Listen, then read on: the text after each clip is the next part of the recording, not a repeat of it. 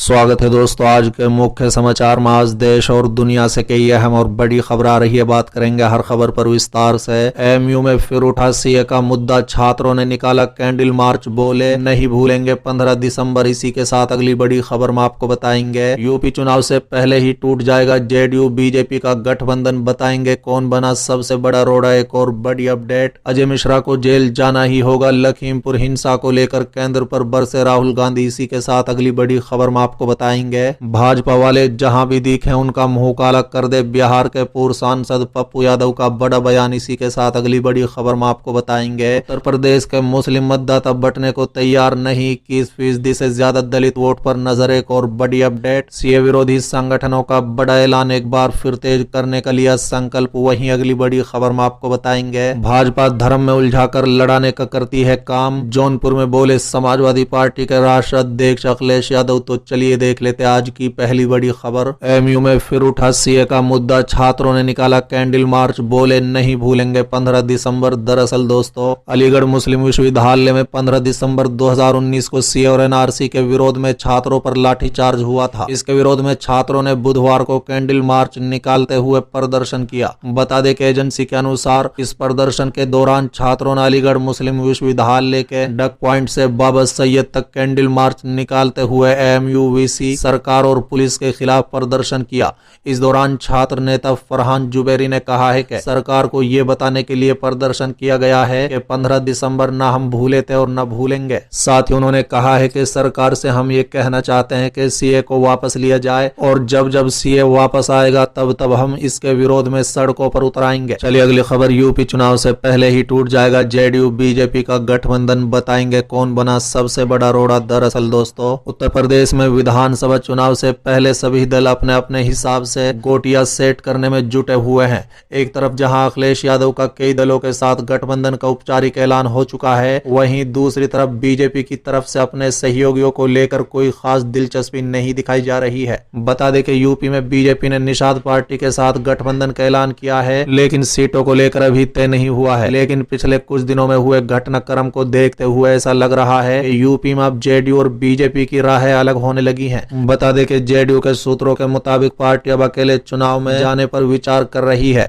इसका फैसला जल्द ही लिया जाएगा। हालांकि यूपी प्रदेश इकाई की तरफ से 65 सीटों की सूची आला कमान को भेज दी गई है। दोस्तों, दरअसल जेडीयू के राष्ट्रीय महासचिव केसी त्यागी के बेटे अमरीश त्यागी ने पिछले दिनों बीजेपी ज्वाइन कर ली थी। इसे एक बड़े संकेत के तौर पर देखा जा रहा है और इसके अपने निहितार्थ भी निकाले जा रहे हैं। विश्लेषकों की माने तो केसी त्यागी के बेटे का बीजेपी में शामिल होना इस बात का संकेत है कि जेडीयू और बीजेपी के बीच सीटों को लेकर अभी भी पेच फंसा हुआ है। हालांकि बीजेपी ज्वाइन करने के बाद केसी त्यागी के बेटे अमरीश त्यागी ने यह साफ तौर पर कहा है कि उनके परिवार में लोकतंत्र कायम है और उन्हें इस बात की छूट मिली है कि वो अपनी मर्जी के मुताबिक अपनी पसंद की पार्टी का चुनाव कर सकते हैं, इसलिए मैं बीजेपी में शामिल हुआ। चलिए अगली खबर, अजय मिश्रा को जेल जाना ही होगा, लखीमपुर हिंसा को लेकर केंद्र पर बरसे राहुल गांधी। दरअसल दोस्तों, कांग्रेस से लोकसभा सांसद राहुल गांधी ने लखीमपुर हिंसा मामले में विशेष जांच दल यानी एसआईटी द्वारा अदालत में दिए गए आवेदन को लेकर बुधवार को पीएम नरेंद्र मोदी और बीजेपी पर हमला बोला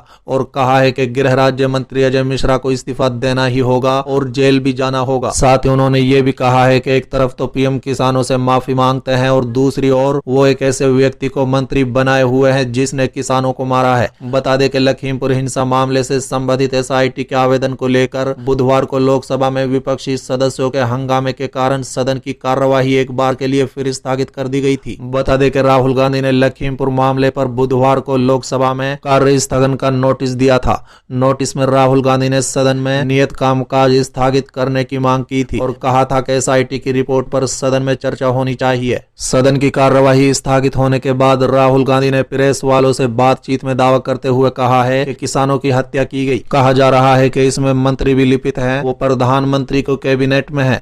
प्रधानमंत्री एक और किसानों से माफी मांगते हैं तो दूसरी तरफ जान गंवाने वाले किसानों के परिजनों को मुआवजा भी नहीं देते। साथ ही राहुल गांधी ने कहा है कि ऐसे व्यक्ति को अपनी कैबिनेट में रखा है जो हत्यारा है जिसने किसानों की हत्या की है। चलिए अगली खबर, भाजपा वाले जहां भी दिखे उनका मुंह काला कर दें, बिहार के पूर्व सांसद पप्पू यादव का बड़ा बयान। दरअसल दोस्तों, बिहार के लिए विशेष दर्जे की मांग के मुद्दे पर सियासत तेज होती जा रही है। बता दें कि जेडीयू और भाजपा नेता इसको लेकर बयानबाजी कर रहे हैं तो विपक्षी दल भी सरकार को घेर रहे हैं। इसी क्रम में अब जन अधिकार पार्टी के राष्ट्रीय अध्यक्ष राजेश रंजन पप्पू यादव ने भाजपा पर बड़ा हमला बोला है। उन्होंने ऐसी आपत्तिजनक बातें कह दी हैं जिससे राजनीति एक बार फिर गरमाने के आसार हैं। बता दें कि पप्पू यादव ने अपने ट्वीट में कहा है कि भाजपा वाले जहां दिखे उनका मुंह काला कर दे। बुधवार को जाप अध्यक्ष ने ट्वीट कर कहा है कि भाजपा के जीन में बिहार का विरोध है। पप्पू यादव ने कहा है कि बिहार को विशेष राज्य का दर्जा देने की मांग का किसी दूसरे राज्य और वहां के नेताओं ने विरोध नहीं किया, लेकिन भाजपा के नेताओं को विशेष दर्जे की मांग रास नहीं आई। नतीजा उन्होंने इसका विरोध कर दिया। पप्पू यादव ने कहा है कि वो बिहार वासियों का आह्वान करते हैं, भाजपा वाले जहां दिखे उनका मुंह काला कर बिहार के हक की आवाज बुलंद करें। मालूम हो कि इस मुद्दे पर भाजपा और जेडीयू में टकराव साफ दिखने लगा है। सीएम नीतीश कुमार ने जोर देकर कहा है कि बिहार को विकसित करने के लिए विशेष राज्य का दर्जा बहुत जरूरी है। वहीं डिप्टी सीएम रेणु देवी ने बयान दिया था कि बिहार को केंद्र की तरफ से काफी मदद दी जा रही है, ऐसे में बिना स्पेशल स्टेट के भी विकास हो रहा है।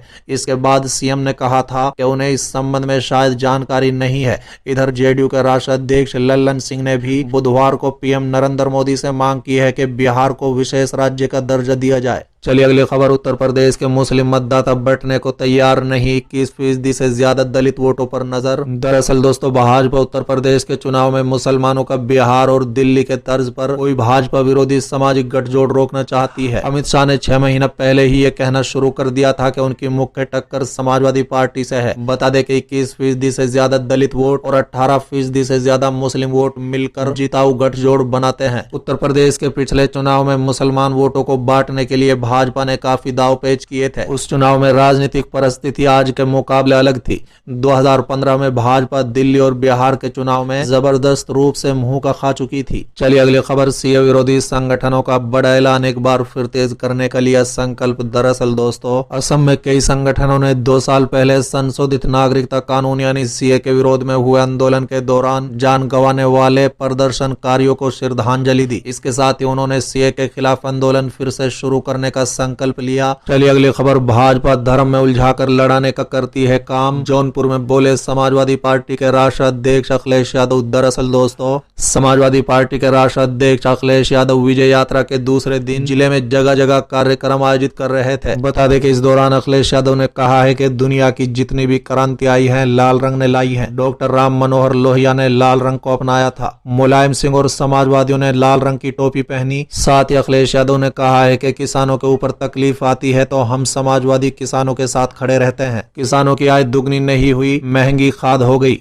न खाद है, न डीएपी है, न यूरिया है, जवानों के हाथों में न रोजगार है, तो ऐसे में अब बदलाव की जरूरत है। अखिलेश यादव ने दावा किया है कि भाजपा हमें और आपको धर्म में उलझाकर लड़ाने का काम कर रही है।